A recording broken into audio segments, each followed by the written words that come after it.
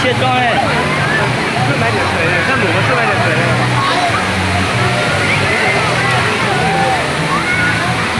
也不对呢。我这个mua，啊？这个mua，ta mùa chả có tùy á. biết rồi. Chắc ở kia nó tùy nè.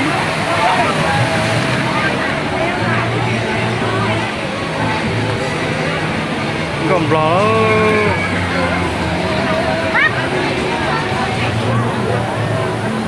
cái lò luôn là cái món đấy lò họ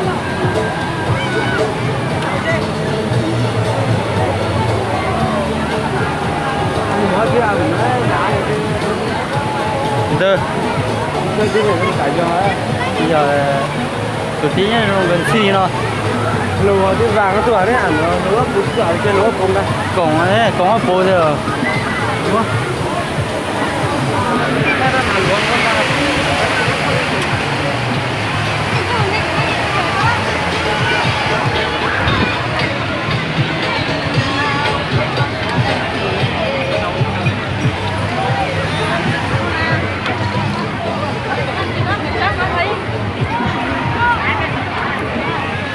ô hưởng công cũng ngược tiền hả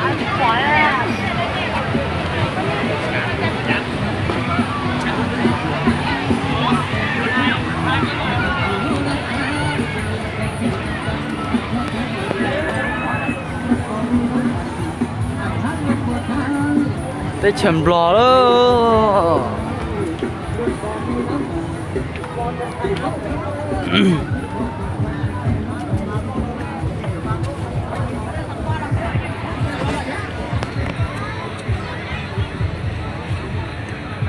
Đấy cho cái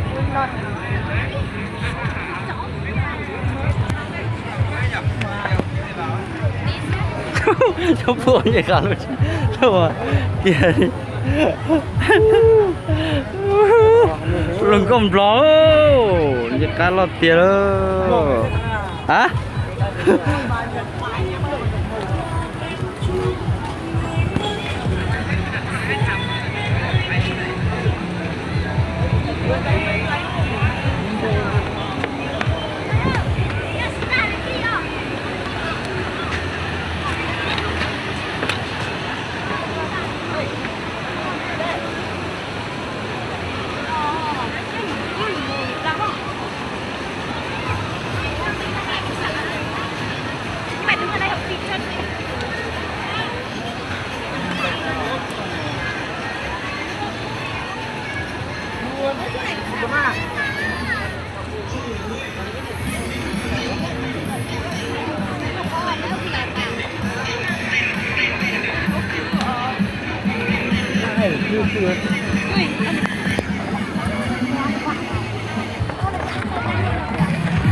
wow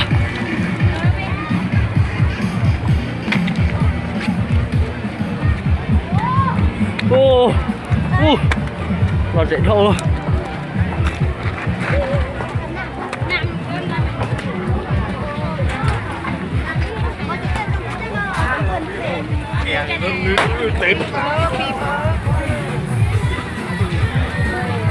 cái đó chế bé chó nó chín cái cát tiền đó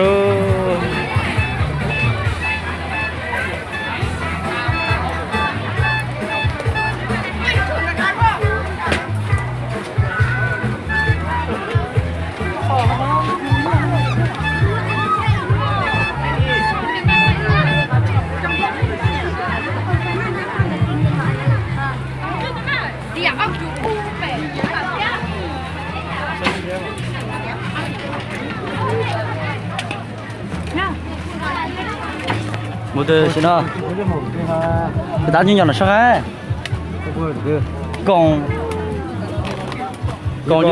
chú tôi hẳn em ra của còn là sao rồi bây giờ bố là mất để có tiền chứ hơi cứng ca nhiều tại chứ cái gì là sát đang rồi mà nó cháy chỗ này cháy chỉ lôi rồi đó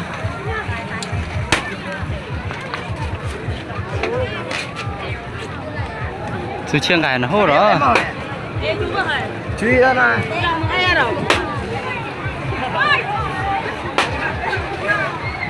gì à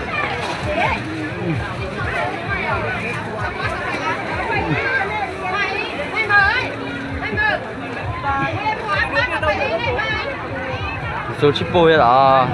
Đang đi chơi của hai cái đứa kia xuống lấy nước Tệ. bánh nhau không? Hai đứa nào?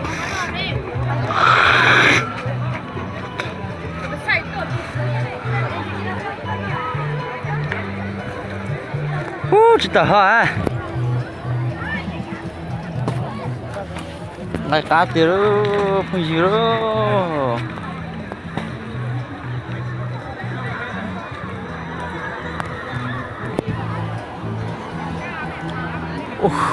Chế vừa chỉ tàu tài là tới chầm bò rồi nó đó,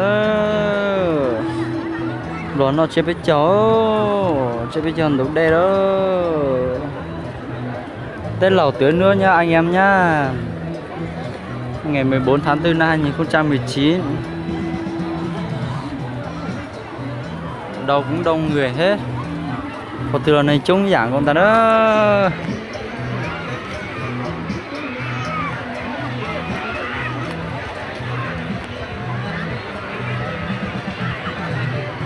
nhỏ nó chứ mà cho này ư. Nó để thế đi.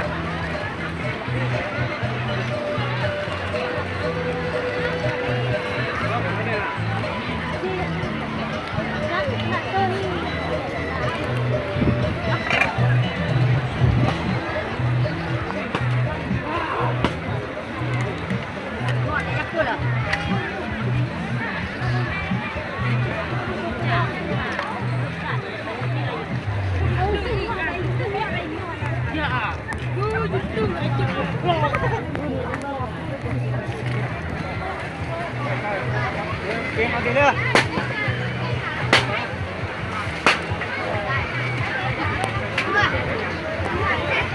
Đừng có đường khác chỉ của chú này.